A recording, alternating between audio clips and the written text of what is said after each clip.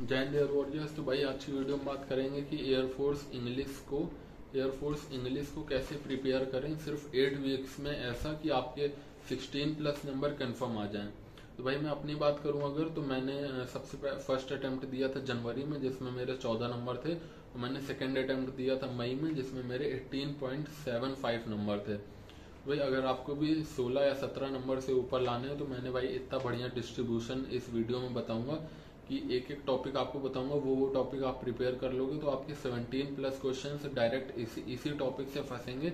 मैं आपको डायरेक्ट बता दे रहा हूँ कि इसी टॉपिक से सवाल आएंगे, ये टॉपिक आप प्रिपेयर कर लेना, आपके 17 नंबर बड़े आराम से आ जाएंगे।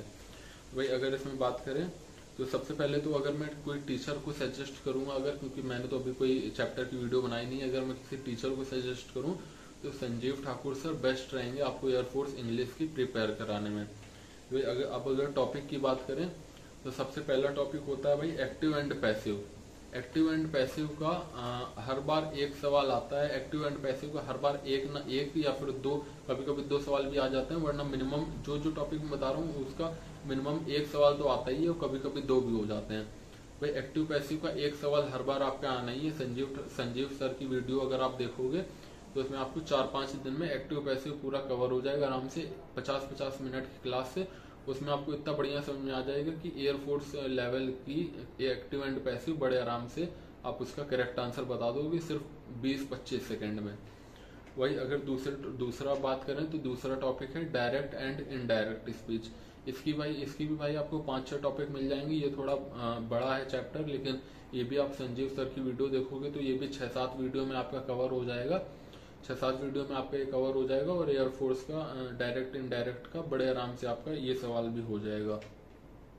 वही उसके बाद बात करें, एक होता है fill in the blanks type का, जिसमें आपको अप डाउन एट द ऐसे करके आपको फिल इन द ब्लैंक्स करनी होगी।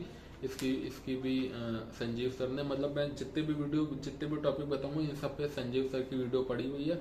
आप मेरे बिना बोले भी जो भी टॉपिक बता रहा हूँ उसकी वीडियो आप संजीव सर की देख लेना, उसमें आपको पूरा क्लियर समझ में आ जाएगा।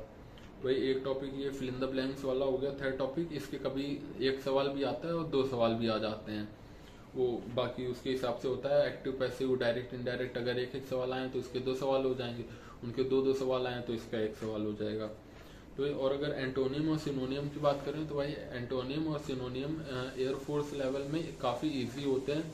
अगर आप इंग्लिश मीडियम से हो, आपने इंग्लिश की बुक रीड की है, तो एंटोनियम सिनोनियम की जब आप क्वेश्चन रीड करोगे और ऑप्शन पढ़ोगे तो ही आपको क्लियर हो जाएगा कि इस क्वेश्चन का क्या आंसर होना चाहिए। उसमें पूरा सेंटेंस होता है, वो ऊपर एक वर्ड का आपको एंटोनियम या फिर सिनोनियम बताना होता है और वो एक सवाल आता है हर बार। एक सवाल पक्का आता है, एंटोनियम सिनोनियम दोनों मिला के दो सवाल हो जाएंगे आपके, यानी 2 नंबर। और भाई एक अगर इसकी ट्रिक बताऊं, ऐसे काफी लोगों को पता होगी लेकिन जिनको नहीं पता उनको बता देता हूँ। जैसे आप ऑप्शन पढ़ोगे, अगर ऑप्शन में आपको 2 सेम पॉइंट मिल जाते हैं तो इसका मतलब ये हो गया कि ये वाला पॉइंट तो है ही नहीं। जैसे अगर आपको एक पॉइंट मिल गया हैप्पी और एक पॉइंट मिल गया जॉयफुल, तो आपको पता होना चाहिए कि इन दोनों पॉइंट्स में तो फिर कोई नहीं होगा, क्योंकि ये दोनों एक दूसरे के सिनोनिम है और एक क्वेश्चन के 2 आंसर नहीं हो सकते। इस वजह से ये दोनों ऑप्शन डायरेक्ट एलिमिनेट हो जाएंगे और जो 2 ऑप्शन बचेंगे उसमें आपको पढ़ के पता लग जाएगा कि कौन सा सैड रिप्रेजेंट कर रहा है और कौन सा हैप्पी रिप्रेजेंट कर रहा है। तो उससे आपको इसका भी अंदाजा लग जाएगा। तो आप 2 ऑप्शन पहले एलिमिनेट कर दोगे, फिर जो 2 बचेंगे उनमें से एक एलिमिनेट हो जाएगा, और अगर एक ना भी एलिमिनेट हो तो भी आपको 2 में से एक का मीनिंग तो बड़े आराम से पता ही होगा। ये भाई एंटोनिम और सिनोनिम दोनों में काम आता है। अगर 2 सेम मीनिंग के वर्ड हैं तो दोनों कैंसिल हो जाते हैं, उन दोनों में से कोई भी आंसर नहीं होता है। भाई उसके बाद बात करें तो एक होता है स्पेलिंग एरर का। तो भाई स्पेलिंग एरर 2 टाइप से आते हैं, या तो आपको 4 अलग अलग स्पेलिंग दी होंगी, उसमें आपसे पूछा होगा कौन सी करेक्ट स्पेलिंग है या फिर कौन सी इनकरेक्ट स्पेलिंग है। और एक होता है जिसमें चारों आपकी सेम स्पेलिंग होती है, उसमें आपसे पूछेंगे कि करेक्ट स्पेलिंग कौन सी है। तो भाई ये 3 तरह के आते हैं स्पेलिंग एरर में, ये भी हर बार आपका एक सवाल आता है। तो भाई अगला टॉपिक बात करें एरर स्पॉटिंग, तो एरर स्पॉटिंग का 1 या 2 सवाल हर बार आ जाता है, जिसमें ABCD नीचे डैश करके लिखा होता है, उसमें आपको बताना होता है कौन से पार्ट में एरर है।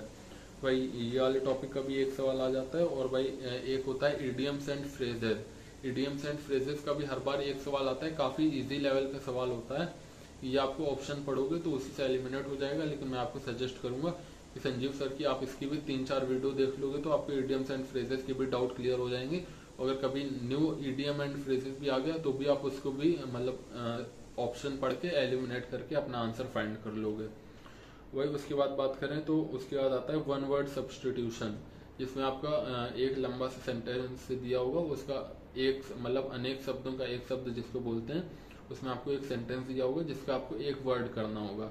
जैसे भाई 2 बार की इनटेक से एक सवाल आ रहा है, पेसिमिस्ट, ऑप्टिमिस्ट और एक्टिविस्ट। ये सब भाई देख लेना, जो ऐसे वाले होते हैं। ये पिछले वाले इनटेक जब मैंने जनवरी में पेपर दिया था तभी भी आया था, और जब मई में पेपर दिया था जिसमें मेरा हो गया उसमें भी आया था। तो भाई एक ये वन वर्ड सब्सटीट्यूशन का हो गया। और भाई एक होता है सवाल प्रीपोजिशन का, तो भाई इसकी भी आप संजीव सर की वीडियो देखोगे ना तो उसमें संजीव सर आपको बता देंगे कि crowded by, angry with, angry at, ऐसे करके सब वो पूरा उन्होंने क्लियर बता रखा है। ये भी आपका 5-6 वीडियो में क्लियर हो जाएगा, ये प्रीपोजिशन वाला पूरा पार्ट आपका क्लियर हो जाएगा। भाई उसके बाद आपका आता है singular part, change part of speech, sorry.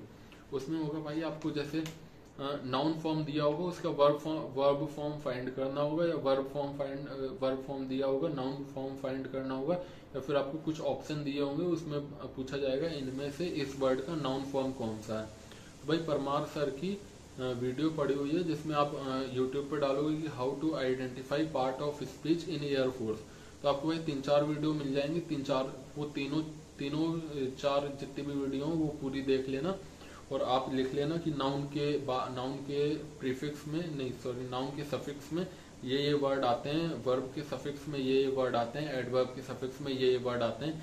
सिर्फ आपका आधे पेज में पूरा नोट्स बन जाएगा, वो इसका हर बार एक सवाल आता है, आपको 1 नंबर मिल जाएगा इसका। भाई उसके बाद बात करें तो भाई एक सवाल आता है जिसमें आपको सिंगुलर को प्लूरल में कन्वर्ट करना होगा, मेल को फीमेल में कन्वर्ट करना होगा।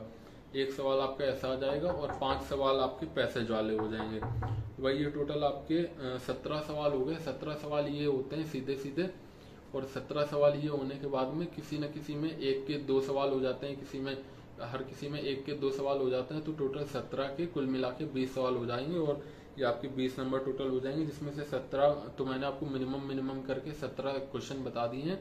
अगर आप ये भी कर लोगे तो आपके 17 से ऊपर नंबर आएंगे किसी भी इनटेक में। भाई ठीक है, ऐसे ही आपको एयरफोर्स इंग्लिश को प्रिपेयर करना है। आपकी 16+ नंबर 100% आ जाएंगे।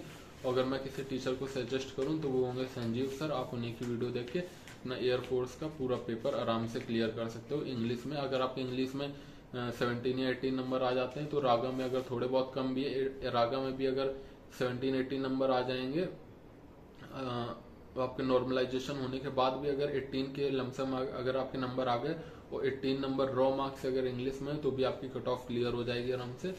बस भाई यही था आज की वीडियो में। Thank you.